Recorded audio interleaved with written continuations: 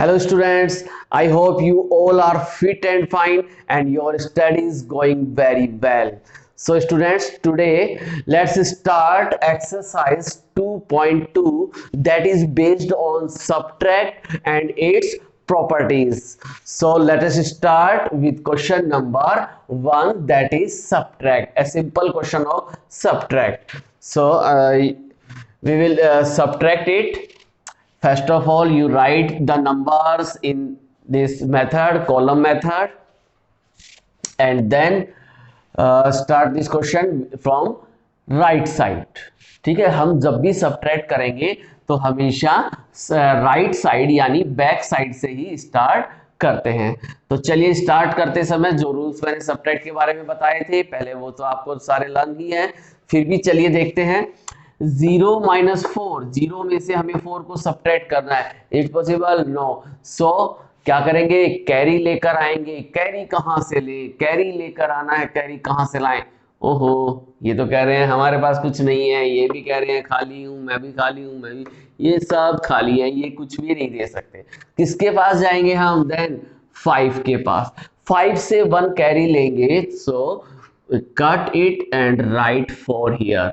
याद रखिएगा, मैंने पहले भी बताया था, जब भी आप कैरी किसी नंबर से लेते हैं तुरंत उसे कट कीजिए, वहां कितना लेफ्ट है, कितना रिमेनिंग है वो वहां लिख दीजिए।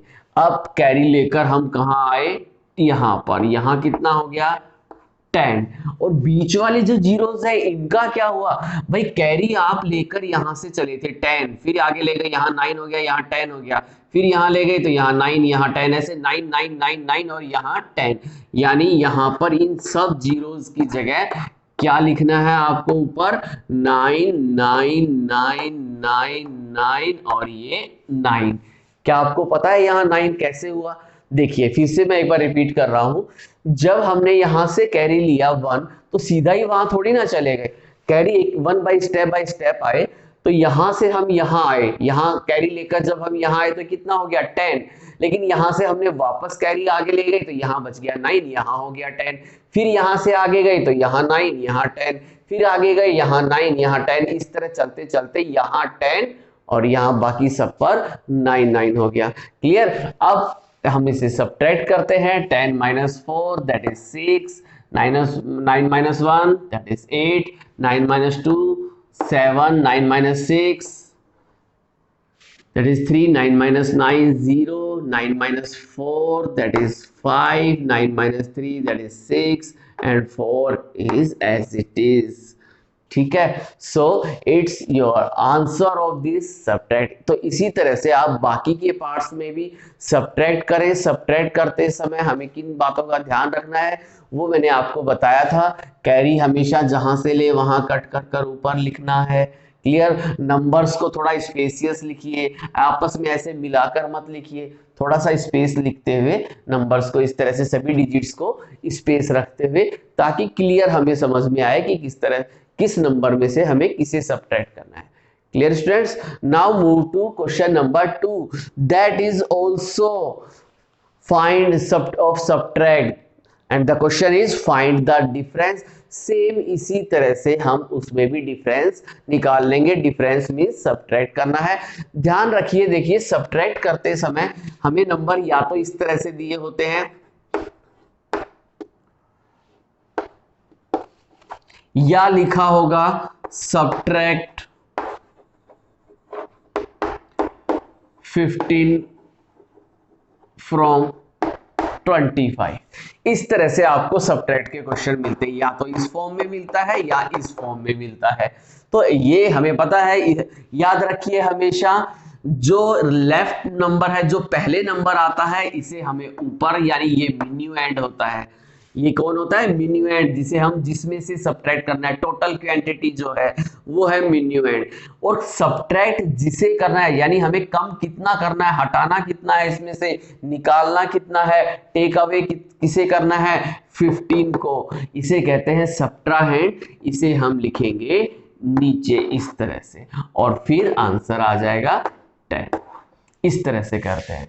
और दूसरा क्वेश्चन अगर हमें इस तरह से मिलता है, सब्ट्रैक्ट 15 फ्रॉम 25, तो आप सोच रहे होंगे बस 15 ऊपर लिखना है। नो, फ्रॉम अगर आ गया है तो आपको क्या लिखना है, इस तरह से 25 ऊपर और 15 नीचे, इसी तरह से लिखना है जैसे अभी हमने लिखा। ध्यान रखिए यहाँ पे फ्रॉम नहीं था तो पहला नंबर जो था हमने इसे ऊपर लिखा, दूसरे नंबर को नीचे लिखा। अगर यहाँ फ्रॉम आता है तो ऐसा मत करना कि पहला नंबर ऊपर दूसरा नीचे, रॉन्ग हो जाएगा। क्या करेंगे, जो दोनों में से जो बड़ा है, जो टोटल क्वांटिटी है, उस नंबर को हम ऊपर लिखते हैं यानी मिन्यूएंड की जगह, और जो छोटा नंबर है वो सबट्राहेंड होगा, और उसके बाद हम इसका डिफरेंस निकालते हैं। तो इन चीजों का आपको ध्यान रखना है। Now move to question number 3 that is totally based on the properties of subtraction.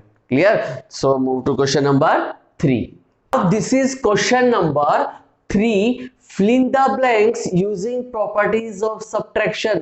जो आपने सब्ट्रैक्शन की प्रॉपर्टीज समझी थी, पढ़ी थी, उन्हीं के बेस पर कुछ फिलअप्स आपको दिए गए हैं। उन प्रॉपर्टीज की हेल्प से आपको ये फिल इन द ब्लैंक्स करने हैं।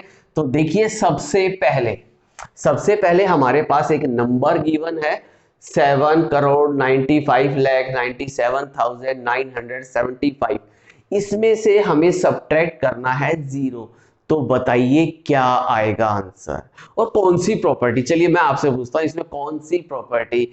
यस, एब्सोल्युटली राइट, इसमें हम बात कर रहे हैं प्रॉपर्टी ऑफ जीरो। इसमें क्या कहा गया था, if zero is subtracted from any number the difference is the number itself.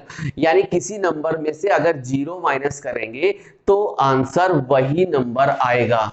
So the answer is this number, यानी number itself 795979775. Now move to second part, B part. Here it is a number, one given number and minus what so that answer becomes 0. एक number हमारे पास दिया गया है और question पूछा है कि इस नंबर में से हम क्या माइनस करें, क्या सब्ट्रैक्ट करें कि आंसर 0 आ जाए, आंसर 0 आ जाए। तो हमने क्या पढ़ा था, when A number is subtracted from itself, यानी अगर किसी नंबर को, यानी मिन्यूएंड एंड सब्ट्राहेंड, एक प्रॉपर्टी मैंने बताई थी कि मिन्यूएंड एंड सब्ट्राहेंड दोनों इक्वल हो जाएंगे तो डिफरेंस ऑलवेज 0, डिफरेंस 0 आ गया। यानी किसी नंबर में से अगर एक नंबर है और उसमें से अगर उसी को सब्ट्रैक्ट कर दिया जाए, 5 माइनस 5, मेरे पास 5 चॉकलेट थी और उसमें से मैंने वो 5 चॉकलेट किसी को दे दी, तो बताइए मेरे पास क्या बचा, क्या बचेगा, 0। So answer is 0। So what number is here, this number, यानी जो मिन्यूएंड है यही सब्ट्राहेंड की जगह आ जाएगा, दोनों इक्वल होंगे तभी आंसर आता है 0। Clear? So the answer is the number. Now move to C part. Here it is given a number and minus what so that the answer is less than 1, यानी predecessor। देखिए यहाँ पर क्या है, हमारे पास है 2,69,73,344। यहाँ तक तो दोनों में सेम है, 2 करोड़ 69,69,73,000 लेकिन यहाँ देखिए 354, यहाँ 353, यानी ये नंबर जो है, जो आंसर आया है डिफरेंस का, वो इससे इसका क्या है, प्रीडिसेसर। और किसी नंबर का प्रीडिसेसर हमें कब मिलता है, जब हम उस नंबर में से क्या माइनस कर देंगे, 1। हमने प्रॉपर्टी पढ़ी थी, if 1 is subtracted from any number the difference is the predecessor of that number.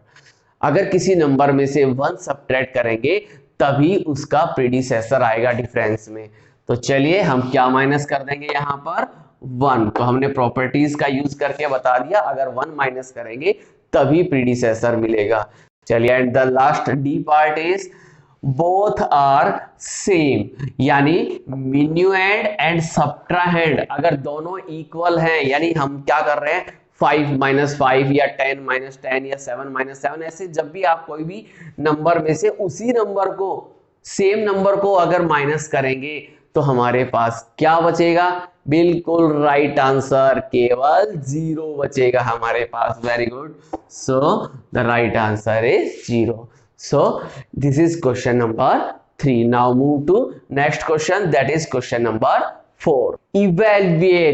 Evaluate का मीन्स क्या होता है, यानी आपको कोई एक क्वेश्चन दिया हुआ है, एडिशन सब्ट्रैक्शन 2 या 3 चीजें दी हुई हैं और आपकी फाइनल वैल्यू इवेलुएट यानी उसकी आखिर में आंसर क्या आएगा, हमें वो बात करना है। पहले किसको ऐड किया कि बाद में किसको सब्ट्रैक्ट किया, उससे लास्ट में आंसर क्या है उसे ही कहते हैं इवेलुएट, यानी इनकी फाइनल आंसर बताइए, हमें लास्ट आंसर बताइए। तो उसके लिए हमें क्या करना पड़ेगा, हमें इसमें कौन कौन से ऑपरेशंस नजर आ रहे हैं, 2 ऑपरेशंस आ रही है, यहां पर एडिशन भी है और सब्ट्रैक्शन भी है। तो हमें क्या करना चाहिए, पहले हमें एडिशन करना चाहिए, एडिशन का जो आंसर आए उसमें से फिर हमें सब्ट्रैक्ट करना चाहिए। तो चलिए देखते हैं। हमने देखा ये नंबर और ये नंबर, इन दोनों के बीच एडिशन का साइन है, पहले हम इन दोनों नंबर्स को ऐड कर देते हैं। ऐड जब हम करेंगे तो हमारे पास इस तरह से ये आंसर आ गया 4 करोड़ 42 लाख 76,351। एडिशन करने पर हमारे पास ये आंसर आ गया। अब इस आंसर में से हमें क्या करना है, इस वैल्यू को यानी इस नंबर को सब्ट्रैक्ट करना है। तो यहां जो आंसर आया है इसे आप इस तरह से मिन्यूएंड बना लीजिए, यानी ऊपर लिख लीजिए, और जो इसे सब्ट्रैक्ट करना था उसे नीचे सब्ट्रैक्ट की जगह लिखेंगे और माइनस करेंगे। तो 1 - 0 that is 1, 5 - 8 not possible, so we take carry from 3, हमने 3 से कैरी लिया, यहाँ 2 बच गया, यहाँ 15 - 8 7 हो गया। अब 2 में से 5 कैरी माइनस नहीं होगा, फिर हमने यहाँ से कैरी लिया 12 हो गया, 12 - 5 7, 5 - 4 1, 7 - 3 4, 2 as it is, 4 as it is और 4 एज इट इज। तो इस तरह से इवेलुएट के क्वेश्चन जो है, एक पार्ट मैंने आपको करके दिखाया है, बाकी का सेकंड पार्ट आप इसे खुद सोल्व करके देखिएगा। Okay, now move to question number 5। Question number 5 आपसे क्वेश्चन पूछा गया, find the difference if minuend is 3 crore and subtrahend is 1 crore 58,42,197। यानी आपको मिन्यूएंड साफ साफ नहीं लिखा है कि फाइंड द सब्ट्रैक्ट, क्वेश्चन थोड़ा सा अलग चेंज कर दिया, केवल वर्ड्स को चेंज किया कि if minuend is this, subtrahend is this, find the difference। केवल आपको डिफरेंस बताना है। अगर हमारे पास minuend दिया हुआ है, subtrahend दिया हुआ है, सिंपल आपको सब्ट्रैक्ट करके शो करना है। तो जैसे मैंने अभी यहाँ किया हुआ है 10 माइनस, यहाँ 0 - 7 नॉट पॉसिबल, हमने कैरी लिया, कैरी कहां से लेंगे 3 से, इसको काट के 2, बीच में सब पर 9 9 9, यहाँ पर 10 10 - 7 3, 9 - 9 0, 9 - 1 8, 9 - 2 7, 9 - 4 5, 9 - 8 1, 9 - 5 4, and last 2 - 1 is 1. So it is the difference. Clear? Now move to next question, that is question number 6. Find the difference of 41,52,497 and 1 crore 4,050। Simple question है ये, आप खुद भी कर सकते हैं, केवल डिफरेंस पूछा है दोनों नंबर्स में से। और डिफरेंस निकालने के लिए ध्यान रखिए, the number which is larger you right on the top, यानी जो नंबर बड़ा है उसे आप टॉप पर यानी ऊपर लिखेंगे, जो नंबर छोटा है उसे आप नीचे लिखेंगे सब्ट्राहेंड की जगह, और फिर आपको डिफरेंस करना है। क्लियर? तो ये हो गया था question number 5, simple, sorry question number 6, केवल आपको डिफरेंस निकालना था, 2 नंबर्स गिवन है। Now move to question number 7, that is a word problem. Now question number 7, that is a word problem. In an auction, bidding of an old painting started from 45,89,312, but it actually got sold for rupees 1 crore 34,78,150. Find the increase in price of old painting, solve it using the Singapore bar model। तो students सबसे पहले हम इस word problem का meaning समझते हैं। देखिए, question में कहा गया इन एन ऑक्शन, ऑक्शन मतलब होता है नीलामी, जब किसी चीज की नीलाम की कोई चीज एक होती है कि ये चीज हमें बेचनी है और हम कहें चलिए आप बताइए कितने रुपए देंगे, आप बताइए कितने रुपए देंगे, आप बताइए कितने रुपए देंगे, तो उस तरह से नीलाम कर रहे हैं उस चीज को कि तो उसको कहते हैं ऑक्शन। और बिडिंग मतलब होता है कि हम जब उसमें बोली लगाते हैं कि भाई मैं, जैसे कि मान लीजिए मैं आपको एक एग्जांपल समझाता हूँ। मान लीजिए मेरे पास एक फोन है और मैं अपने फ्रेंड्स के पास बैठा हूं और मैंने कहा कि भाई मैं अपना फोन बेचना चाहता हूं, तो बताइए। तो उन्होंने कहा हम खरीद सकते हैं, हम खरीद सकते हैं। हम कहा ठीक है चलिए। अब आप बताइए, मेरे 3 फ्रेंड्स थे और मैंने, किसी ने कहा कि भाई मैं तो इस फोन को 6000 में खरीदना चाहता हूं। मैंने कहा चलिए ठीक है। सेकंड मैंने फ्रेंड से पूछा बेटे भाई आप कितने में खरीद सकते हो? उसने कहा चलो ये 6 बोल रहा है, चलो मैं इसको 8000 में खरीद लूंगा। थर्ड वन था, उसको मेरा फोन बड़ा अच्छा लग रहा था, वो कहा नहीं नहीं मैं इसके 10,000 दे सकता हूं। तो मैं क्या करूंगा, 6,000 7,000 या 10,000 वाले को बेचूंगा। मैं क्या करूंगा, जिसने मेरे को सबसे ज्यादा रुपए मिलेगा उससे बेचूंगा। तो मैं कहूंगा 10,000 वाले को मैं अपना फोन दूंगा। लेकिन अब आप ये बताइए, स्टार्टिंग में जिसने कहा था उसने कहा था मैं इस फोन के 6,000, और जो लास्ट जो था उसने कहा 10,000। तो इसमें मेरी फोन की प्राइस कितनी बढ़ गई? स्टार्टिंग वाले फ्रेंड ने तो इसको कहा था कि 6,000 रुपए इसके दे सकता हूं, और लास्ट वाले फ्रेंड ने कहा मैं इसके 10,000 में खरीद सकता हूं। तो चलिए मैंने 10,000 में बेच दिया। अब मेरे को पता करना है कि स्टार्टिंग वाले और एंड वाले फ्रेंड में दोनों की कीमत में कितना डिफरेंस है। स्टार्ट उसने कहा था 6 स्टार्टिंग वाले ने, और सबसे लास्ट में जो प्राइस मिली वो क्या थी, 10,000। तो कितनी प्राइस बढ़ गई? इसके लिए आप क्या करेंगे, सब्ट्रैक्ट करेंगे 10 - 6, यानी 4,000 रुपीज एक्स्ट्रा मिल रहे हैं जो स्टार्टिंग अमाउंट थी उससे। तो सेम क्वेश्चन उसी तरह से यहां पर है कि जो एक ओल्ड पेंटिंग है उसकी ऑक्शन चल रही है जिसमें बिडिंग यानी बोली लगाई जा रही है। तो जो सबसे पहला आदमी था जिसने बताया कि भाई मैं इस पेंटिंग को स्टार्टिंग बिडिंग अमाउंट, मैं इस पेंटिंग को इतने रुपए में यानी 45,89,312 रुपए में खरीद सकता हूं। चलिए उसके बाद किसी और ने कहा मैं इतने रुपए में, इतने रुपए में, और लास्ट में किसी ने कहा कि भाई मैं इस पेंटिंग के इतने रुपए दे सकता हूं, 1,34,78,150। उससे ज्यादा और किसी ने भी बोली नहीं लगाई। तो इसका मतलब वो ओल्ड पेंटिंग किसको बेची जाएगी, जिसने सबसे ज्यादा रुपए बोले थे। तो सबसे ज्यादा रुपए जिसने बोले कितने बताए गए थे, 1,34,78,150।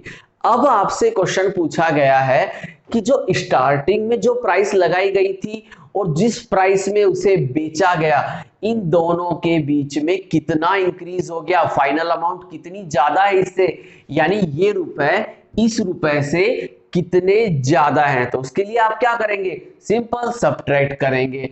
तो सो इंक्रीज इन प्राइस, हम क्या करेंगे, जो फाइनल अमाउंट थी उसमें से इस अमाउंट को लेस कर देंगे, यानी 88,88,838 रुपए एक्स्ट्रा दिए हैं इस आदमी ने बजाय कि इससे।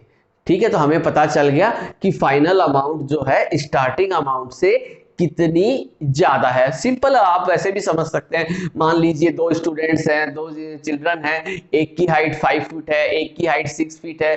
तो बताइए 6 फीट वाले की इससे कितनी ज्यादा है, 6 - 5। या हम मार्क्स में करते हैं कि एक स्टूडेंट्स के मार्क्स 10 आउट ऑफ 4 आए हैं, दूसरे के 10 आउट ऑफ 9 आए हैं। तो बताइए 9 वाला 4 वाले से कितना ज्यादा है। आप क्या करेंगे, 9 में से 4 को सब्ट्रैक्ट कर देंगे, यानी पता चल जाएगा उस स्टूडेंट के 5 मार्क्स ज्यादा है। तो जब भी हमें कभी यहाँ इंक्रीज निकालना पड़ता है तो वहां हम सब्ट्रैक्ट करके पता करते हैं कि कितना इंक्रीज हुआ। तो क्वेश्चन हम इस तरह से करेंगे, starting amount, actual sold amount, increase in price, minus करके सब्ट्रैक्ट करके हम बता देंगे। अब बात आती है सिंगापुर बार मॉडल। क्लास में भी मैंने बताया था सिंगापुर बार मॉडल क्या होता है। एक्चुअली वर्ड प्रॉब्लम्स को माइंड मैप बनाने के लिए कि क्या क्या हमें गिवन है और किस तरह से हमें रास्ते मतलब अपने आंसर पर पहुंचना है। तो देखिए क्या था सिंगापुर बार मॉडल, मैंने बता रहा हूं कि हमारे पास सबसे पहले तो टोटल अमाउंट जिसमें बेची गई वो क्या थी, वो हमारे पास 1,34,70,000। तो उसके लिए मैंने एक बार बना दी येलो कि मैंने इतने रुपए में वो पेंटिंग बेची। ठीक है, अब इसमें से जो नंबर छोटा था यानी 45,89,000 यानी ये स्टार्टिंग अमाउंट थी। तो इंक्रीज पता करने के लिए मेरे को फाइनल में से स्टार्टिंग वाली को हटाना है, लेस करना है। तो मैंने पहले टोटल लिया और उसमें से लेस कितना करना है, ये लेस करना है। तो इसको लेस करने के बाद इंक्रीज कितना हुआ, ये इंक्रीज हो गया, यानी इतनी अमाउंट एक्स्ट्रा दी गई है इससे। ठीक है, तो इसी तरह ये बस बार मॉडल से हमने बता दिया कि हमारे पास टोटल इतना था, यानी फाइनल अमाउंट ये थी, स्टार्टिंग अमाउंट ये थी, तो कितने ज्यादा है, यानी ये इतना ज्यादा है। अब ये इतना का मतलब क्या है, टोटल में से इस अमाउंट को हटा दो तो पता चल गया, यानी इतना ज्यादा है। अगर मैं कहूं कि दो लाइंस है मेरे पास, इस तरह से 2 लाइंस हैं, और मैं कहूं कि बताइए कि इन दोनों लाइंस में कितने, मतलब ये लाइन इस लाइन से कितनी बड़ी है, तो मैं क्या करूंगा, इस लाइन में से जितनी ये लाइन है इतना हिस्सा इसमें से हटा दूंगा, यानी इतना हिस्सा हटा दूंगा, इसका इतना हिस्सा हटा गया, यानी ये वाली लाइन इस लाइन से कितनी ज्यादा है, इतनी ज्यादा है, ये हमें पता चल गई। इसे मेजर करके हम बता देंगे कि ये जो यहां पर लाइन थी ये इस लाइन से कितनी बड़ी है, तो ये जितनी है उतना टुकड़ा इसमें से मैंने हटा दिया और पता चल गया ये इतनी एक्स्ट्रा है उस लाइन से। तो इसी तरह से जब Singapore bar model word problems को समझने के लिए जो हमें क्वेश्चन में गिवन है, मान लीजिए मेरे पास अगर एडिशन में होता तो क्या करते, एडिशन में इस तरह से बना लेते, कोई एक चीज थी दूसरी चीज थी और दोनों को ऐड करके इस तरह से आ गया था। तो सिंगापुर बार मॉडल कहता कि पहले मेरे पास एक चीज इतनी थी, दूसरी चीज मेरे पास इतनी थी, और तीसरा बार बना देंगे हम, टोटल हो गया इतना। तो इस तरह से बार्स के द्वारा हम अपनी प्रॉब्लम्स को एक माइंड मैप बना सकते हैं कि हमें यहाँ क्या करना है, कितना कितने में से हटाना है, लेस करना है या ऐड करना है। तो बस ये बार्स जो बना देते हैं, हॉरिजॉन्टल बार, बार मतलब इस तरह से जो हम ये बनाते हैं ये बार हो गई, हॉरिजॉन्टल बार जो बनाते हैं, तो ये होता है Singapore bar model. Okay, I hope आपको अच्छे से समझ में आ गया है question number 7। Now move to last question, that is question number 8।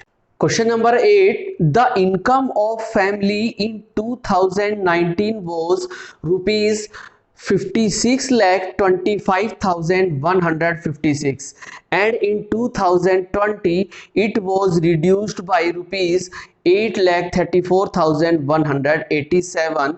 Find the income of the family in 2020. तो स्टूडेंट्स क्वेश्चन का मीनिंग समझिए। क्वेश्चन में कहा गया एक फैमिली है जिसकी इनकम 56,25,156 थी 2019 में, एंड 2020 में उसकी इनकम रिड्यूस मतलब कम कर दी गई। ये नहीं है कि रिड्यूस होकर आ गई, नहीं, उसमें से कुछ रुपए कम हो गए। कितने रुपए कम किए गए, 8,34,187 रुपए उस इनकम में से कम कर फिर 2020 में उसे इनकम दी गई फैमिली को। तो बताइए 2020 में उसकी इनकम क्या थी। मे बी आप क्वेश्चन समझ गए हैं। मान लीजिए कि किसी के पास पहले 10 रुपीज थे, पहले 10 रुपीज पॉकेट मनी मिलती थी, बाद में उसे 8 रुपीज पॉकेट मनी मिले, यानी उसमें से बाद में क्या किया गया, अब नहीं भाई आपको 8 रुपए 10 रुपीज ज्यादा हैं, आपको 2 रुपए कम मिलेंगे अब से पॉकेट मनी। तो बताइए पॉकेट मनी 2 रुपए कम करने के बाद कितनी मिलेगी। हम क्या करेंगे, माइनस करके बता देंगे कि पहले 10 मिलती थी लेकिन अब 2 रुपीज कम कर दिए, यानी अब 8 रुपीज मिलेगी। तो उसी तरह से ये क्वेश्चन है कि क्वेश्चन नंबर 8 इसी तरह से है, income of the family in 2019 में उसकी इनकम इतनी थी, 2020 में इनकम में से कुछ रुपए कम कर दिए। कितने रुपए कम किए, इसमें से 8,34,187 इसमें से कम कर दिए। और क्वेश्चन था कि कम करने के बाद 2020 में उसे कितने रुपए इनकम के रूप में मिले, कितनी इसकी इनकम है 2020 में। तो क्या करेंगे हम, टोटल में से कितने रुपए कम कर दिए, इतने रुपए कम कर दिए, तो कम करने के बाद कितनी इनकम मिलेगी, उसके लिए क्या करेंगे, कम, यानी कम करना है का मींस लेस करना, और लेस मींस सब्ट्रैक्ट। तो हम इस 2019 की इनकम में से कितने रुपए कम किए गए थे, इतने, तो इतने रुपए को उसमें से हम हटा देंगे। भाई पहले ये था और उसमें से अब कुछ हिस्सा कम कर दिया गया, तो बताओ कितना। तो जो कुछ हिस्सा कम करना है उसको हमको क्या करना पड़ेगा, टेक अवे, यानी हटाना पड़ेगा, और हटाने का मतलब सब्ट्रैक्ट। तो हम सब्ट्रैक्ट करके बता देंगे कि अब उसको 2020 में इनकम होगी 47,90,969। सो स्टूडेंट्स, इस तरह से ये लास्ट जो वर्ड प्रॉब्लम थी वो भी कंप्लीट हो गई है। और स्टूडेंट्स ये भी ध्यान रखें, अक्सर आप पूछते हैं सर वर्ड प्रॉब्लम में लैंग्वेज लिखनी है। यस, ऑलवेज इसे बात हमेशा याद रखें, अगर हमें वर्ड प्रॉब्लम दी गई है तो हमें आंसर भी वर्ड फॉर्म में देना चाहिए। क्लियर? Okay students,